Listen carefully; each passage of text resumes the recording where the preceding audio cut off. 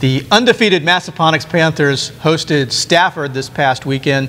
Stafford has stepped down to the 5A. They're not finding the sledding any easier, however. Massaponax with the 55-0 victory over Stafford. Joey Benton with impressive first half, 14 carries, 119 yards, and a touchdown rushing.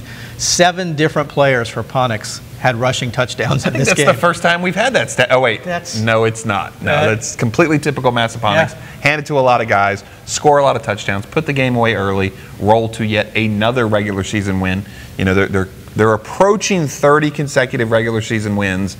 Got some tough ones to go, but the streak sort of continues for another week. Yeah, and it's up. I'm going to say it's 28 now. I believe you're correct. Prove me wrong. I believe it's 28.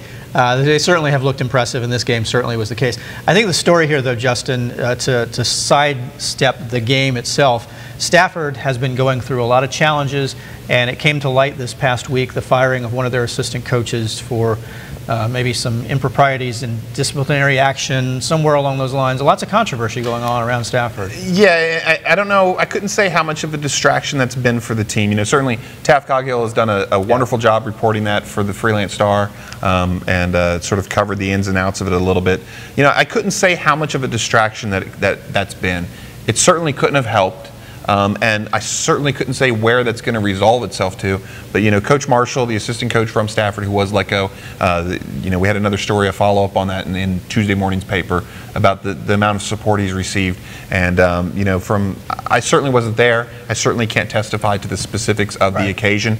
But I can say that it's been near universal support that we've heard from in terms of comments to stories, in terms of people who've spoken to me directly, things on Twitter. There's been an awful lot of support for Ken Marshall, and for bringing him back to the fold. You know, I don't know if that happens or not. It's a weird situation. It seems unlikely. But it seems like Coach Marshall really wants his name cleared, and, you know, as best I can tell, maybe deservedly so.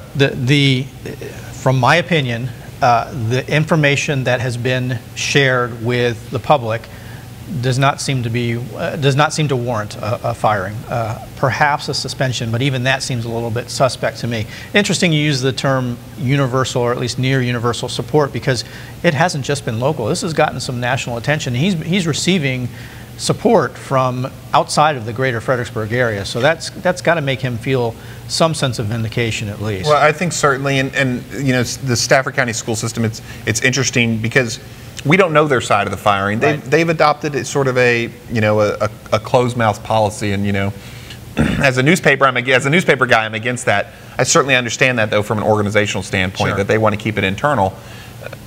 But if they have a side that's different, gosh, it'd be nice to hear. Otherwise, what we're getting is this was a good guy and a good coach, and it doesn't seem like, based on what we've been told, what we've reported, maybe undeserved.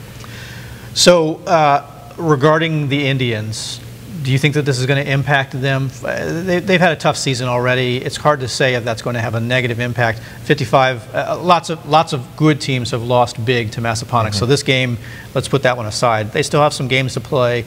You feel like they're going to be able to focus on that? Well, there's a lot of games to play, and I feel like, yeah, you know, you like to think that high school kids can put that aside and they want to go out and play well and win. I mean, but gosh, the schedule doesn't get any easier. Yeah, it doesn't. You know, you've got North Stafford this week in the battle for the bell, their big rival, and you still have Brook Point to play, and you still have Mountain View to play, and you got Potomac coming down the road, and, you know, there's a lot of tough games coming for Stafford, and the Indians just haven't quite been able to pull it together this year. Yeah. Meanwhile, Massaponax continues to roll.